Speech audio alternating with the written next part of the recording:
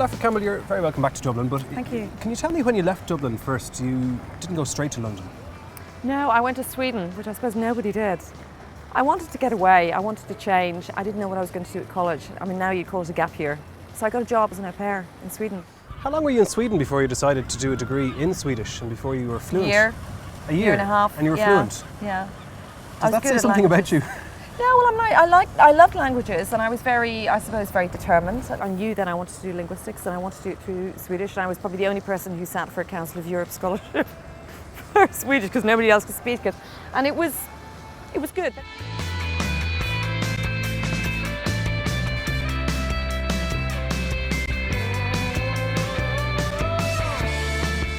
So what does a linguistic graduate from Sweden do then? Try to get a job and fail. Honestly, I came to London, it was in the 80s, I applied for 40 jobs. I've never forgotten that. I had a great degree. So I got 2 offers, British Airways air hostess and a marketing job at the Stock Exchange, so you can guess which one I took. So you decided initially to go into marketing? No, I actually wanted to go into publishing, and that's what all the applications were, but nobody was interested. You know, I was an Irish person who spoke Swedish, who cared, yeah. And you know, I took the job in the city. I remember the night before the interview, I didn't even know what a share was. Yeah, so I was an accidental banker in that sense. But once I got into it, then it was very interesting. The first time I stepped into a trading floor, I knew this is it. This is where I want to be. It's like being at the centre of news, the centre of movement, the centre of energy. I wanted it. You have to be someone who likes to be sort of measured by performance. Trading floors are kind of like theatre. You know, everything's very public, you work in very close proximity. If something goes wrong, everybody can see it, it's very visible. You've got to be able to recover from that situation. And that still interests me. I mean, writing is also performance. So, you know, I see a running theme as the continuity between trading and finance and, you know, going to Sweden and writing. I mean, I might be the only one who does, but it seems to me that it's all about testing yourself and finding the stuff that you're interested in and making things happen. I'm not a big believer in luck, I'm a big believer in hard work. I mean, work interests me, and you know, in all my books, all the characters have jobs. I mean, most people spend their lives, after all, at work, and then also with family. But I think it's central to your sense of identity, and it's also central to possibility within your life.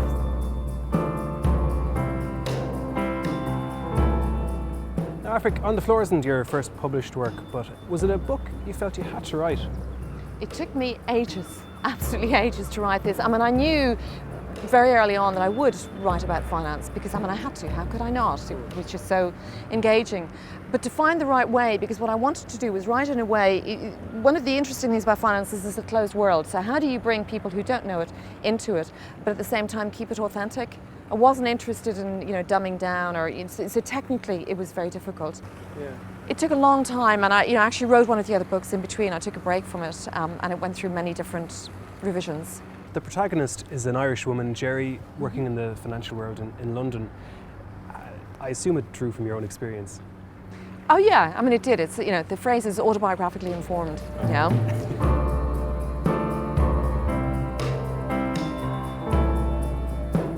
Jerry is a very talented investment banker whose career has been going wonderfully, and she starts to fall apart. Boyfriend dumps her.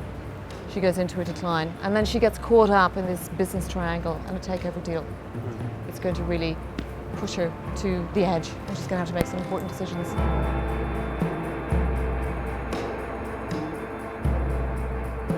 The cab drivers on the street far below are getting fatter on our titbits.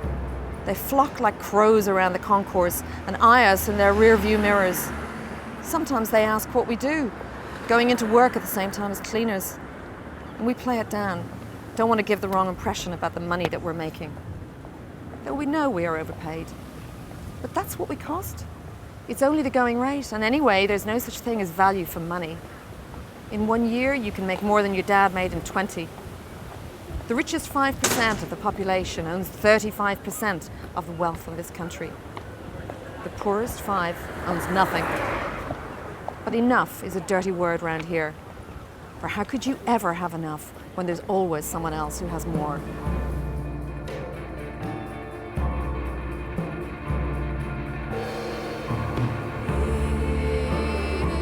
Writing this book, that I suppose mirrors quite a lot of what you've gone through and what you've achieved, generally speaking.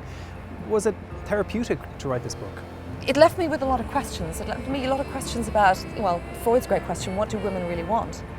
Got me very... Please tell me. What do they want? We're still wondering, but the real answer is, what do women admit to themselves that they want? All this ambivalence about work and all this talk about, for example, glass ceilings, regulation. All of the women I know who are successful, it's not because they sat around thinking about, oh, I'm a woman and these are all these obstacles. It's because they just got on with the job. I just don't think it's productive to focus on what's in your way. You just have to go for it, and that's what makes the difference. You get much further than you might expect.